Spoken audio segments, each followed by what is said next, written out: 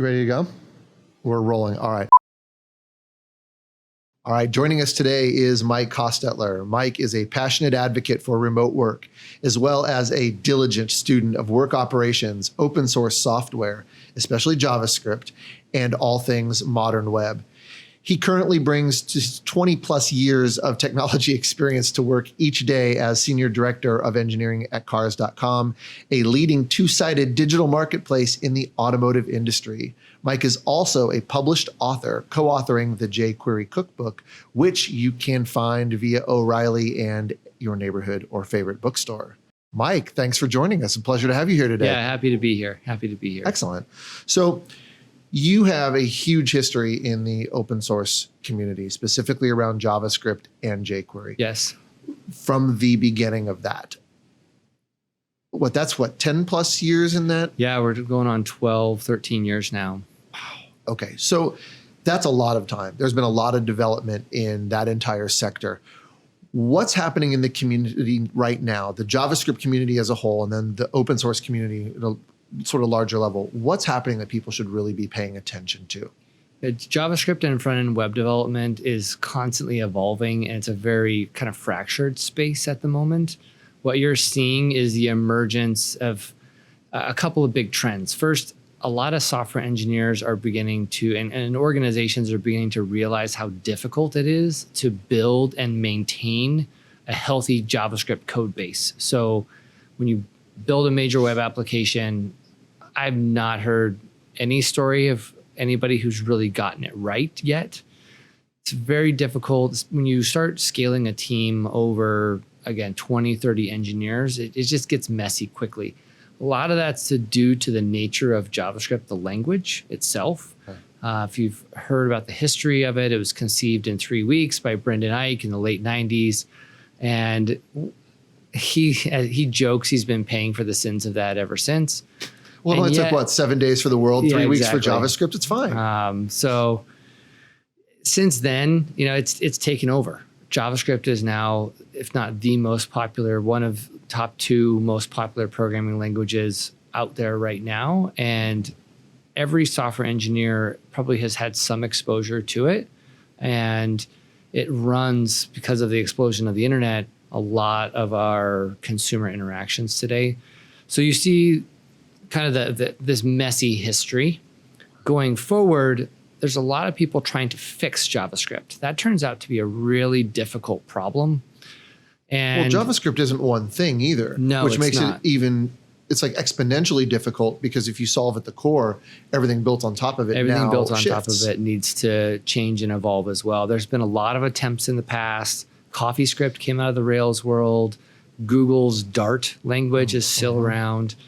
The big one now is Typescript, which came out of Microsoft. And Typescript adds some kind of a layer of functionality on top of JavaScript that makes it easier to work in larger teams, makes the language and offers the ability to add types to the language. So more at an enterprise level than an individual developer level is sort of the focus of that. Individual developers can use it as well. And one of the reasons TypeScript has succeeded where others have failed is that it is a language, again, kind of on top of JavaScript. So TypeScript is valid JavaScript, and they didn't deviate too far from the underlying language itself like a CoffeeScript did.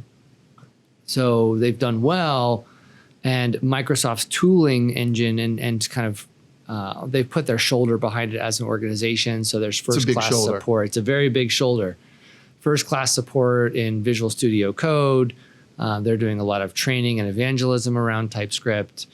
There's other languages and kind of dialects emerging as well. Reason ML has come out of Facebook as a, kind of in the similar vein by the creator of React. But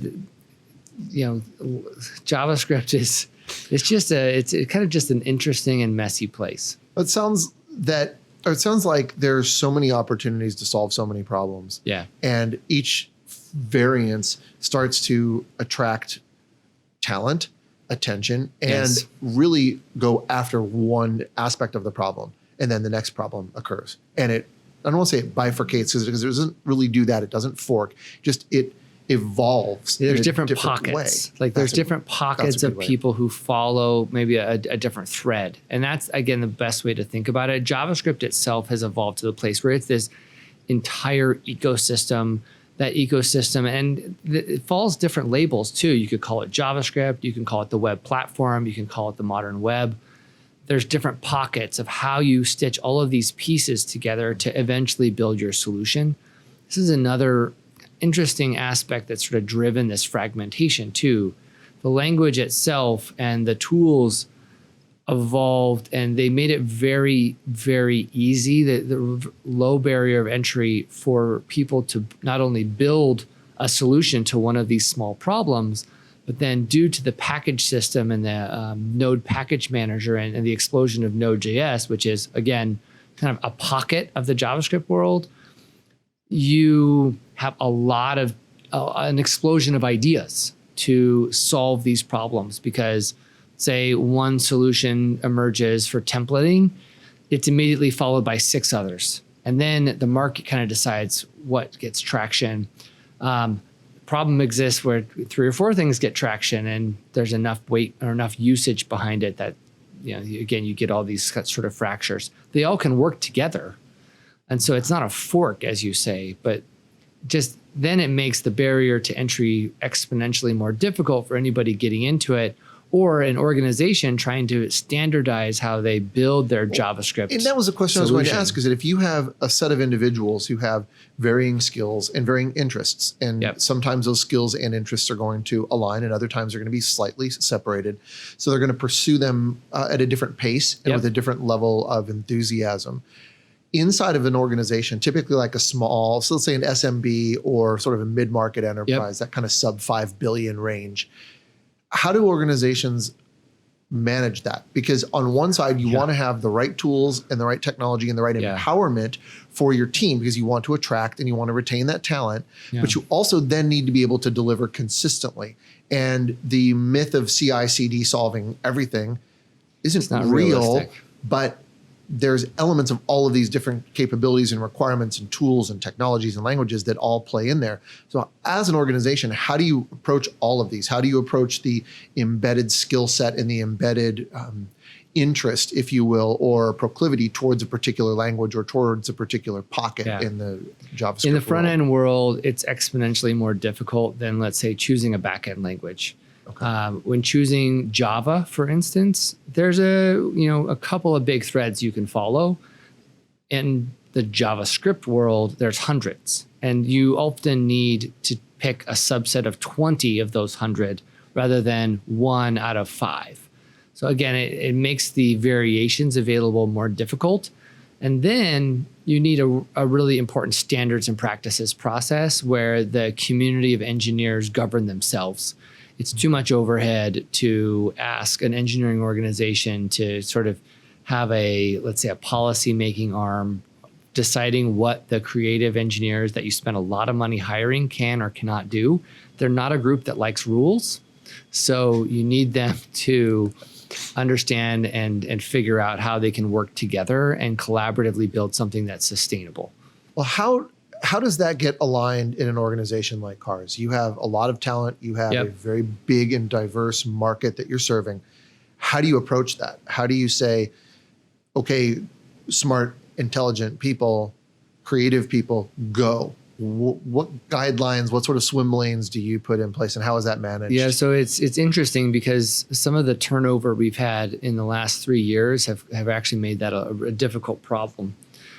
We rebuilt on something that was essentially a variant of Angular 1 and a custom node framework that we're still dealing with. Then we moved and we have a couple of pages built in React. And now we're exploring even the next generation of what that looks like. There's a lot of reasons of why we have that at Cars, but at the end of the day, how you lead through that is you need engineers who understand the pros and cons. A lot of the senior engineers these days should be comfortable working in both Angular, React, and anything new. So you shouldn't first start in your kind of hiring. You don't want to pigeonhole what you're hiring for, is the first point. Second is, live and let live. And if something works and it kind of meet your operational metrics of site speed and complexity. Like, my thing is always work with the software that you have. There's a lot of engineers love to rebuild things. Sure. And don't jump to necessarily rebuilding it. And unless there's a really good case, which again, we're in kind of a rebuild at Cars. But that's for business reasons, not technology reasons. So the technology case. But that sounds like a modular rebuild, though. It is. And based upon the nature not only of the application, which does require the upfront planning, but the nature of the business going forward is that it is modular. Everything becomes more modular. Yeah. So the ability to introduce new technologies, new capabilities is directly in line with what you want to accomplish in the business. Yes. And then as long as there is that commonality and that overarching structure, you can start to layer those all in a relatively sane manner. Yeah, and that's why it's more of a business-driven decision rather than a technology-driven decision to kind of make these framework changes. And then going forward, it's again important to just maintain that consistency. We've dealt with a lot, but at the end of the day, it's a website, and the basic technologies that have served us from the mid-90s when the web was really kind of came to the forefront versus now, they've evolved a little bit, but it's a website. And so that's always important to sort of keep in mind. Right. You can make it really, really fancy under the hood, but at the end of the day, you're shipping HTML, CSS, and a little bit of JavaScript. You mentioned a website is a website, and it's a lot of similar technologies and capabilities and concepts that have existed for quite a while. But there's a lot of different directions you can push it and a lot of directions people want to push it. As you evolve your product and service offering in any organization, how do you, overseeing a development team, manage that? How do you balance what is innovation for innovation's sake as opposed to innovation for revenue's sake? Because those are very different constituents that you're battling with. How do you normalize all of that and come to the decisions that do ultimately drive everything forward, the business and the people? So the first thing is it's definitely a team effort. So those trade-offs are things that need to be made with a lot of input. In my position, we do have a lot of leverage because we're the ones touching the code at the end of the day. Okay. And yes, things can come through a sustainable process. You can communicate all day long. A developer flips a switch on something, and a lot of the hard-fought gains can go out the window. So we do have, we're in an area of impact on business metrics versus, tech innovation and things like that. But there's a couple of other lines that we do draw on the engineering side. And the first is we all keep the customer in mind. And so it's about creating a good experience. Underneath that umbrella of keeping a good experience, that experience is new product development, new innovation, but it's also maintaining what we have. But that's a big guiding light because the customer experience is a measurable, tangible asset. At times, yes. Depending upon the nature of the application and the business, but in many instances it can be. So that driving force or that objective is very clear. Yeah. It's something everybody can understand.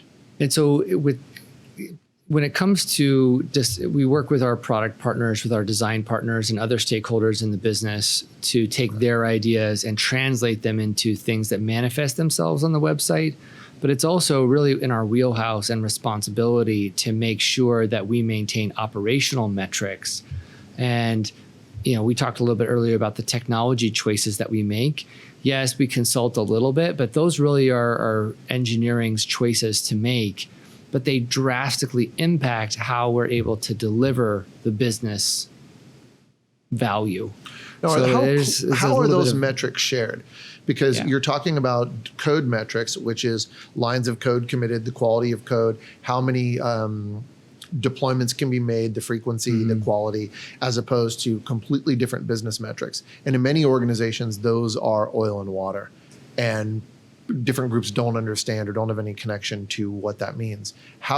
What's your view in sort of the best practice or the way to approach that inside of an organization so people do understand it is dual-sided or bidirectional, and it's only when those are connected or you recognize they truly are the same, the different sides of the same coin, that you can get to what you want to achieve. So again, I'm a big believer in that. Yes, we often fall prey to the maybe false challenge of an engineer doesn't understand or maybe doesn't care about business metrics and vice versa. I think that's a question of you really have to work to bridge those gaps, but when you do, the effort is worth it. So case in point, site speed is a big component of what we do at cars.com because that drastically impacts our organic SEO traction. We've made a lot of progress there lately because site speed. And that's been a contributor. There's been a lot of other contributors, but that's been one of them that we've had a measurable impact along the way.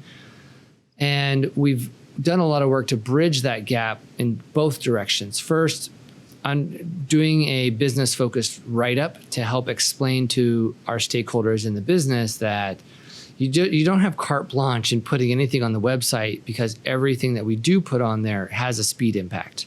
And really helping bring that to the forefront of the conversation. Interesting point I'll come back to there because you don't just take everything off. You need to have a kind of an intelligent way to measure and test your hypothesis on how valuable site speed is. But then on the flip side, it's important for the engineers to know that site speed, and it's one, not a direct correlation. Faster website does not equal more revenue all the time, even though they would love to have. Really hurts it. Correct. So and not only a slow one, but it's the order in which maybe a JavaScript tag gets put on the page can cause contention for a subset of browsers that we lose a small cohort of our users. So it's really sort of interesting, and you need the engineering creativity and brain horsepower to get to the bottom of those problems. Sure. So really doing a lot of work to make that communication and understanding bi-directional, as you said, is, I think, a real driver to unlock a lot of that creativity to move the entire business forward. But it's also, you got to challenge the assumptions that each side kind of holds. We hit this when we set up a tag pwners channel.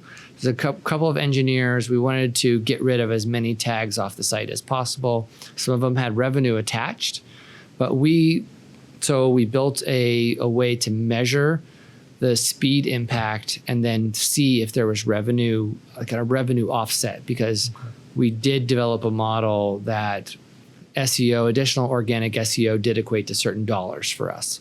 So we built that model, and then you can say, well, if this tag is worth X amount of dollars and we speed it up, can we offset that? We follow a test and learn methodology inside Cars, and so there's a lot of appetite to test things, even if they can be considered harmful if you make a good case. So we made a case to run a test to take certain tags off.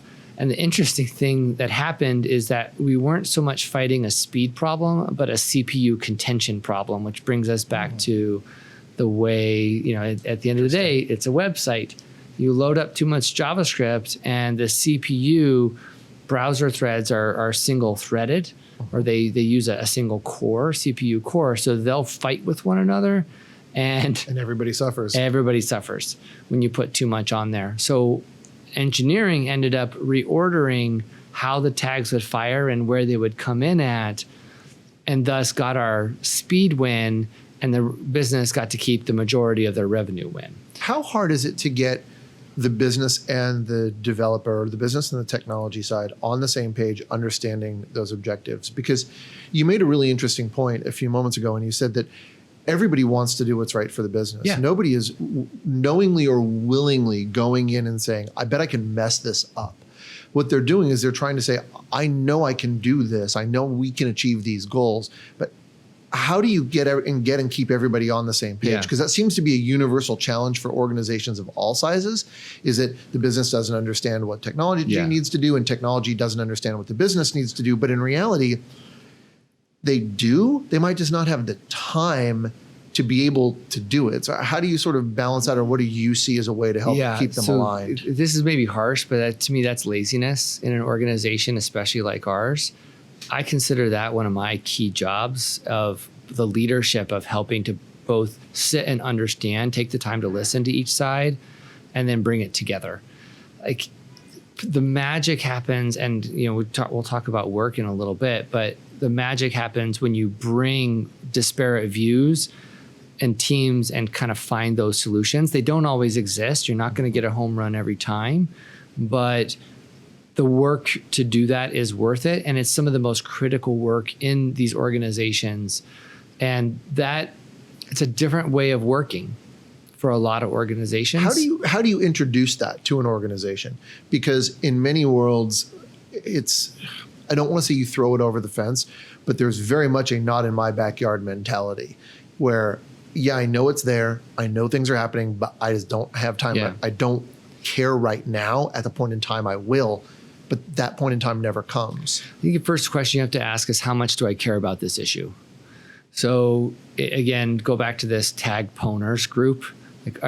We had a stated mission in the engineering side to get rid of as many tags as possible because it was messing up our creative endeavor, right? So there was a lot of ownership on this particular piece. And I challenged the team, don't just accept the pat answer of, no, we don't have any influence over this. That's incorrect. And if that's what they think, then it's really on them. And I was their skip level manager at the time. Come up with ideas. And if you don't have what you need, then come to me and get some help. But it's not acceptable that you're just saying, no, we can't influence this. Then you need to go find a new job because that's not the environment that we have here. And it may be harsh, but again, that's why I call it laziness. If we're overworked to the point that engineer is overworked to the point that they don't have the ability to go solve what they do to be a really critical problem. And again, it's subject to my oversight and judgment as their leader to let this one go, find another thing to really sink your teeth into, find another battle to fight. Okay. And realize that you're going to have to compromise on something. Because you're taking one side of the coin on this, but in my experience, really focusing in on the character and taking the ownership of each of these problems. If you care about it enough, you'll find a way to solve it. We had another one where a week and a half ago, we were talking about introducing some ad technology that I did not consider to be a good thing for the business. There was revenue attached to it. And thankfully, this was one that was kind of in my purview that it just fundamentally disagreed with for our consumers. And we were able to come together with the group proposing it, who had very valid and good reasons to propose it, and work with them to come up with a compromise. So I think, like you said, when people are keeping the best interest of the business in mind, and you always keep that as your North Star, and you take ownership of the problem and really seek to find a good compromise, very rarely do you run into brick walls, but a lot of people just aren't willing to do that. We were talking about work and the nature of the development teams and their intersection with the business and achieving what is ultimately in the best interest of the business because it's in the best interest of everybody. And you mentioned something very interesting. You said that you get together with the different stakeholders and you meet and you talk through this and you find compromise. How has remote work and the fact that the development team that you want, the development team that you need for the company to be successful is never walking through the same door at the same time? They're scattered across the country. They're scattered across the world. You're not only talking about time zones, you're talking about languages, you're talking about different cultures, everything. How do you manage that? How does that play into what comes together to make it successful? So the first important thing is to understand the definition of remote work. I think as you were saying, there's a lot of different types of it. And one of the later studies that I've seen, and my kind of go-to for that definition is there was a study at a really large organization, think a floor of cubicles that just spanned a couple hundred yards in each direction. They studied how often any individual member of a cubicle would interact with other people around them and what the distance was to where their interactions broke down. AKA maybe in a remote work situation. Okay. The number that they came back with was 30 feet. So 2 people sitting in the same office, 30 feet away from each other. And that's it. And that's it. So when you think about that, we're all in primarily a remote work situation. And the first thing you have to do when you're in that situation is really define a person's role. What value are they creating to the business, and what are they doing? How they then deliver the value out of that role. So software engineer creates value by taking business requirements, turning them into code, and then shipping that code. And setting that up and really equipping employees at all levels with that information. The next step is teaching them how to do that, both to deliver the value, but then to communicate that they delivered the value.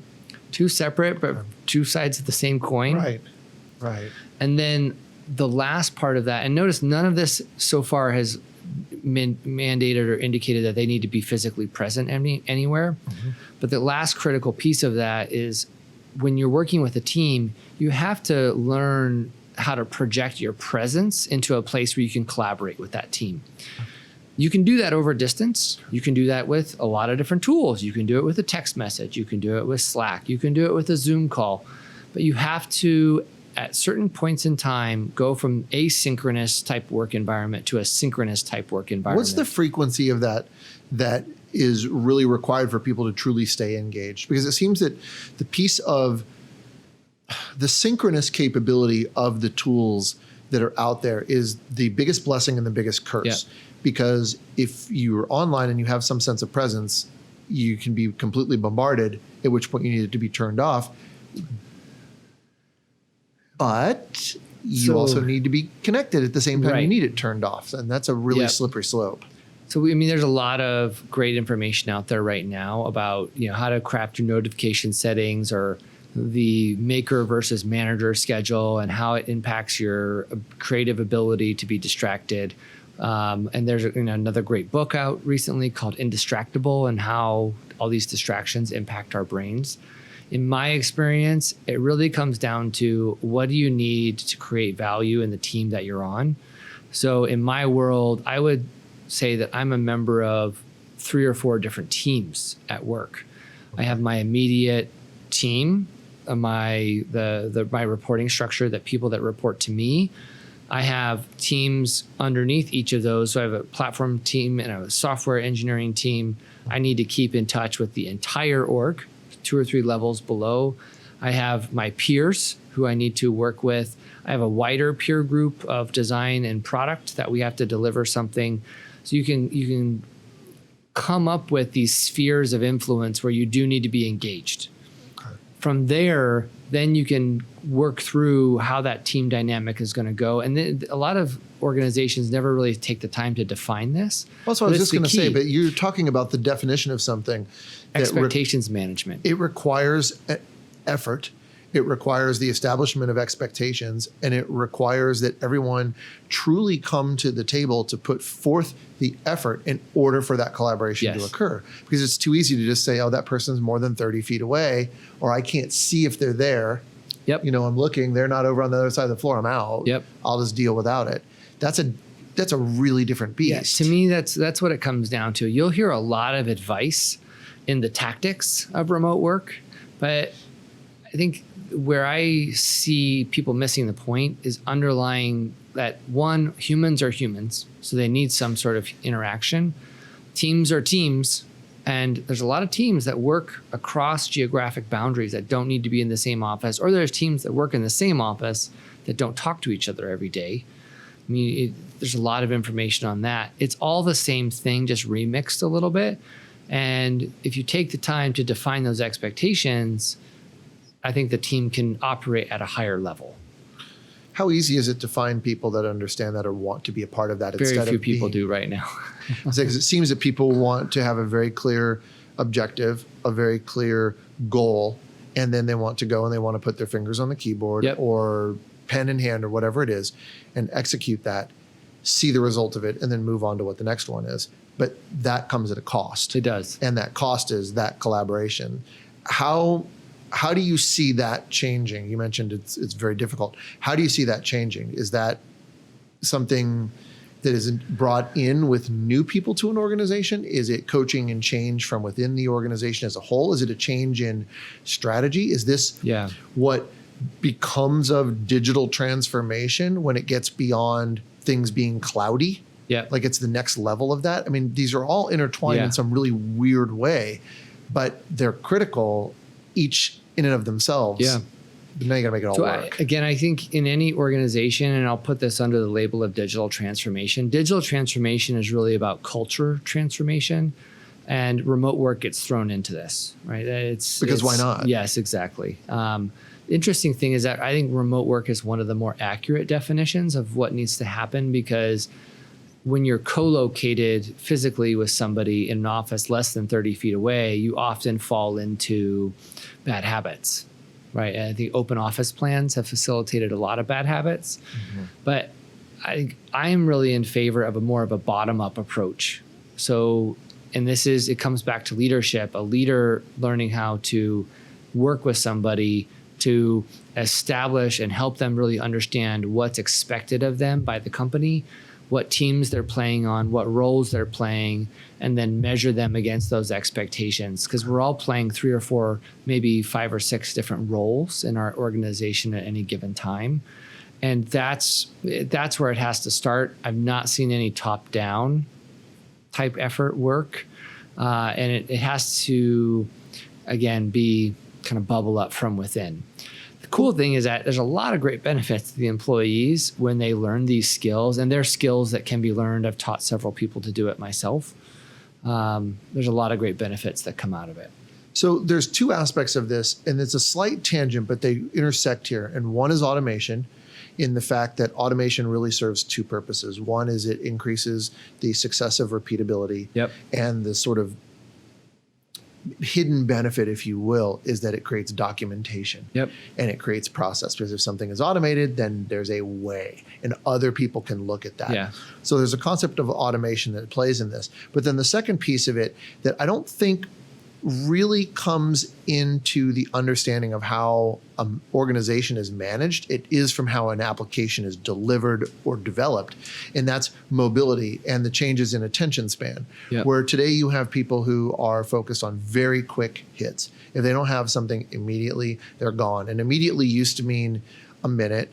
I mean, if you think about it, immediately used to mean 7 minutes, right? Mm-hmm. Cartoons, attention span, 7 minutes. And that went down even smaller and smaller and smaller. And now it's seconds, where if you don't have it within seconds or sub-seconds, you're out and you're on to the next thing. Those are kind of competing components, where the time and attention to document and automate and build is one thing, yet the ability to have everything instantaneously available, changing and evolving all in real time to keep that attention span is another. So when you add the disparate nature of a team to that, how do you reconcile, or how do you look at reconciling that in a way that delivers ultimately a bigger, better, faster, stronger experience for a customer? Because that's what matters. So again, it's important to get the definitions right. Automation within a digital transformation is the manifestation of the organization's shared learning. So they learned the best way to do something, and then how they've automated it is conceivably their best way to go about any given process. And it's elevated to the point where it's worth it to do the work to automate it, to make it repeatable. But then depending on how the leadership works, you come at this question of automation in that you need to continuously improve that process. Mm-hmm. And it takes human beings and creative energy and judgment of, okay, 99% of the time this worked, 1% it didn't. We need to build that 1% corner case into our automation, let's say a CI/CD pipeline or something along those lines. And that way, we don't have to go relearn this lesson later on. That takes the kind of maybe short attention span of, okay, I need to do the work to automate this, from a 1x task to a 10x task. Right. So I'm going to take the time I ran into this really hairy corner case. I need to build in the automation. I need to build in the check. I need to build in the corner case to our business process. rather than it, being something that's, oh man, I just want to move past this task, you're taking your knowledge and you're baking that into the machine of what the organization needs for the next decade. That's a much more powerful motivator, certainly, for employees. But that also has to be communicated. That's one of the big challenges. When you talk about bringing that knowledge and bringing the experience and closing out those corner cases into an organization that's something that's going to be there for 10 years or however long, that has to be understood by the individual. If they don't clearly recognize the connection with the work they're doing to that broader delivery, then they are going to fall back into that short attention span theater. If I need to solve this, I need to check it off my list and I need to go to whatever is next. How do, from a developer and from a development management perspective, how do you keep those types of teams engaged, not only by the nature of the skill set that they have, but also by the nature of a very distributed location, because they are not all going to be within 30 feet of each other in that room? So I think first you have to really help communicate the mission of what they're doing, the bigger vision. How frequent is that? A lot. Like that, again, that is one of the leader's primary jobs, is to help communicate to the entire team of why they're there. Answer that question of why and what they're spending, work. You spend a lot of your time at work, what they're spending their effort on. And again, that's really key. And to me, a lot of this goes back to leadership and really understanding that it's the leader's job to help create that clarity and provide a mission, a direction of why that person's spending their time. So if you have that level of clarity that is communicated throughout an organization, and you have extremely talented people who want to solve problems, what you're really getting to is the ability to flip the 80-20 rule, where 20% of the time is spent keeping the lights on and 80% of the time is spent innovating. That sort of grail that everybody wants to get to of, Innovation Friday. It's like, no, it's Work Friday and it's Innovation Monday through Thursday. But that also then comes with the level of experience and trust and the skills that each individual needs to develop and then continue to evolve. So how, from a developer perspective, do you entice the individuals or incent the individuals to pursue that growth? Because in many instances, as you said, people spend a lot of time at work and they don't want to extend that investment, that personal investment beyond the time they're already putting in there. But that skill development isn't necessarily going to occur between whatever AM and whatever PM that they're on the proverbial clock. Well, and even if they want to, they may have busy lives, and there's a lot of challenges to, asking to be able to do that outside of work. I think it's a misnomer that if somebody's not spending time in the evenings reading the latest industry news, that they're not engaged. To me, that's not a fair, equitable assumption. You do need to give them some of that time at work, because them improving their skills helps the company innovate faster, right? And that's part of that. Yes, ongoing and training and education is a key part of any organizational development plan as well. As a leader, it comes down to helping facilitate a conversation with that employee of where do their natural motivations and interests take them. Everybody has this, direction of internal motivation. A lot of the time, that internal motivation led them to the job that they're at. But it just becomes forgotten or disconnected because too much noise gets in the middle. So if, as a leader, you can uncover where that internal motivation comes from and tie it to the work that they're doing, it unlocks a lot of latent energy that each person has, because motivation's tied to sort of internal energy, and going through that process, I've seen a lot of people come alive and give them the time at work. And oftentimes what happens if you do give them the time at work, it's 5 o'clock, they're into something really interesting. Either they'll stay late, they'll take it on the train, they'll go finish it in the evening. If that fits into their lifestyle again. And I think you have to find that spark. And the leader's role plays, the role a leader plays in finding that spark is critical with anybody that they're working with. So one last question I wanted to throw out to you today was on the topic of edge computing, and the reason I wanted to throw this out is it's something we had talked about recently on the train, as you mentioned. Yes. The topics that just don't get accomplished during the day get brought to the train, and then you dive in. Everywhere you go right now, everything is the edge. And edge is almost the new cloud. Yeah. It's kind of like the new black, but it's the new cloud. And it's shorter because cloud is like 5 letters, 6 letters, depending upon how. Looks better in a headline. It looks better in a headline. And it's like, you know, are you cloud? Are you clouds? And then edge is this nice little 4-letter word that fits in there, and everybody gravitates to that. How real is it?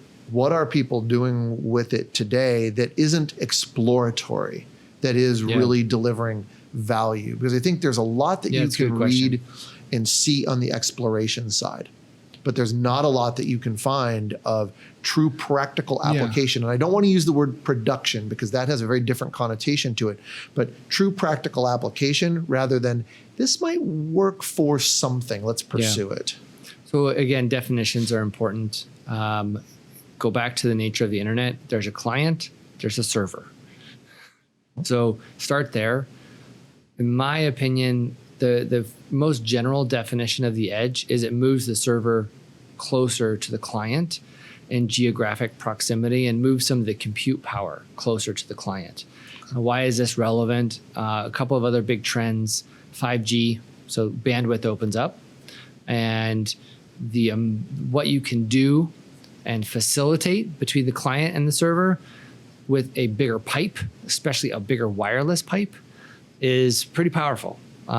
Think, you know, Google Stadia of video games being beamed over a 5G connection, so you are able to take an Xbox quality game in terms of computational horsepower right to your phone, because all the phone has to do is project an image and you have your controller right there as you're speeding down the train. Or there's other practical applications. Let's say IoT sensors coming from a car or heavy machinery or a manufacturing process, and being able to, you know, the amount of sensor data coming off of cars or any of those manufacturing applications is enormous. Yes, we want to capture as much of it as possible, but being able to synthesize some of it at a server on the edge closer to the source of that sensor data, and then get back a signal to wherever it needs to go, and some aggregation there, I could see being a useful application of this. At Cars, we've recently deployed an edge compute solution through a company called Fly.io, startup based here in Chicago, to put a programmable CDN in front of our site. Okay. Now, we still have a traditional CDN through one of the big providers. This programmable CDN sits behind that, and then we have our traditional infrastructure, data centers, and cloud compute. So it's, you know, the question was, well, why do you need it? Well, we've been able to take this generalized edge compute solution and replace some of our specialized services behind the scenes via this generalized technology. That's been really powerful for us from a cost savings perspective, from a bandwidth savings perspective. We have enough bandwidth that 5% reduction is real money for us. And then, you're not bouncing things back and forth. So there's latency benefits in addition to the cost benefits as well. So the other really interesting thing that's emerged is that our CDN provider, we don't have a lot of visibility into what happens in their 200 plus POPs that are at the edge with our users. You know, it's a big machine. And with the programmable edge and the metrics that we're able to see out of that, we're not able to catch errors faster, but the resiliency of our infrastructure has gone up because the edge is able to help protect us against outages at origin.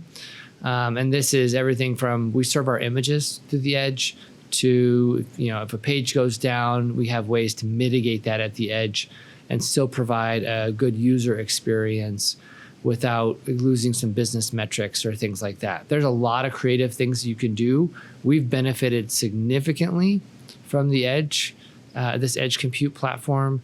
And I think the sky's the limit because it's a general compute. We can Whatever you want to run. Whatever you want to run. Now, the last little bit is also interesting in that with this edge compute solution, it has POPs all over the world again. So our traffic runs through those POPs, and we were observing traffic moving all around the globe when Cars.com's footprint and consumer footprint is North America, or specifically the US only. Mm-hmm. So, but again, by observing this, we were able to shift the traffic, decrease latency to our users and speed up the site, give them a better experience through the edge as well. We were already doing a lot of that, so I don't want to attribute some of our success. Sure, but it's the next generation of that. Yeah, you have better visibility into it. So it's pretty interesting.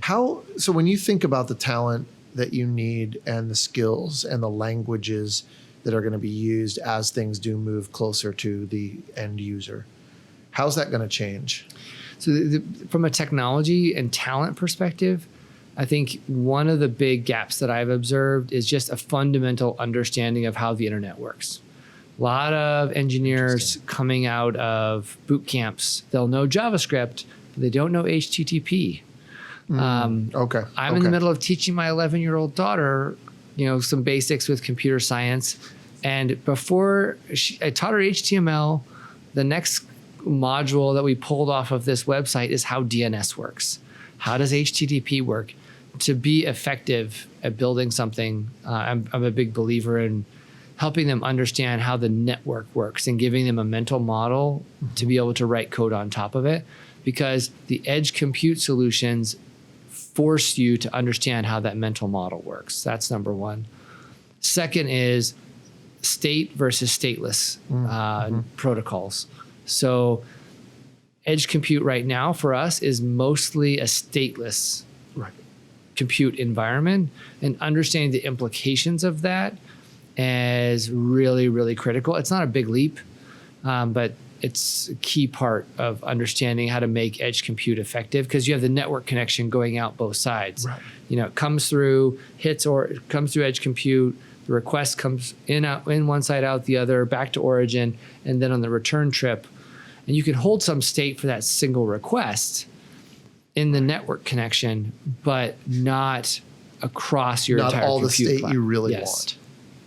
All right. Well, Mike, first of all, thank you so much for taking the time to come in today and share insights with us. We really appreciate you going all over the map in terms of technology, the people and the management side of it, and definitely want to identify a time and place to have you come back in and dive into the management strategy at a much, much deeper level, because that's extremely exciting.